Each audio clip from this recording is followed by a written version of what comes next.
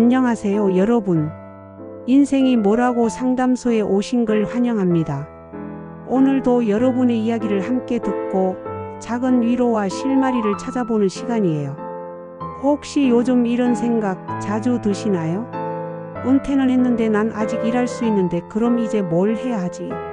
돈도 좀 벌고 싶고 사람도 만나고 싶고 근데 어디서부터 시작해야 할지 모르겠네.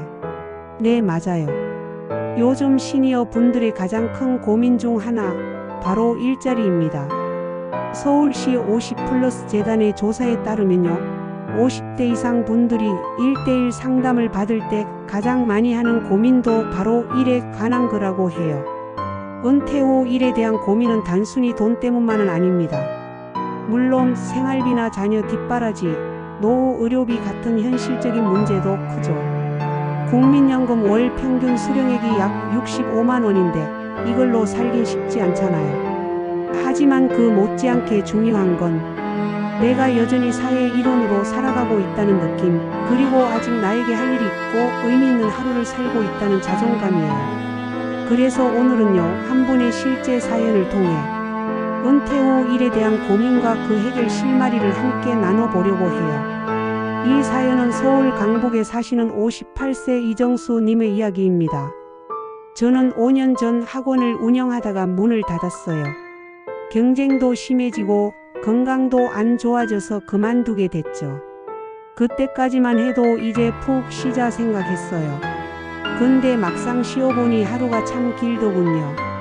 TV 보고 동네 한 바퀴 돌고 커피 마시고 그렇게 1년쯤 지나니까 내가 점점 작아지는 느낌이 들었어요.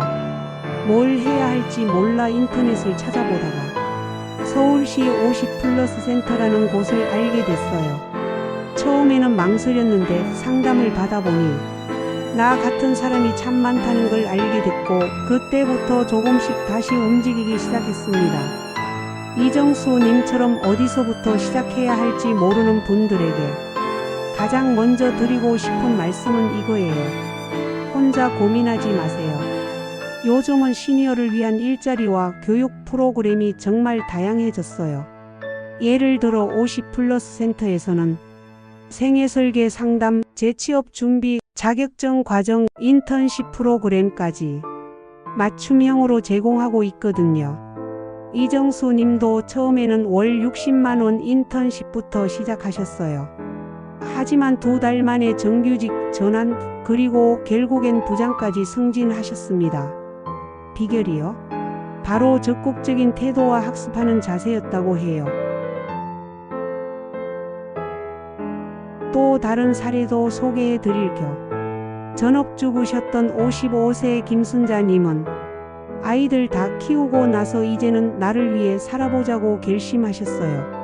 그동안 관심 있었던 지역 사회복지 관련 강좌에 참여하시고 지금은 주 2회 어르신 돌봄 활동을 하며 사회공헌형 일자리를 이어가고 계십니다. 이렇게 의미 있는 일을 통해 삶의 보람을 찾으시는 분들도 많습니다.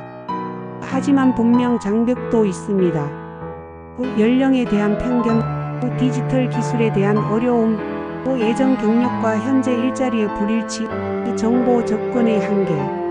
그래서 우리가 기억해야 할 건요, 이 모든 건 개인의 문제가 아니라 사회 구조의 문제라는 점입니다. 너무 자책하지 마세요.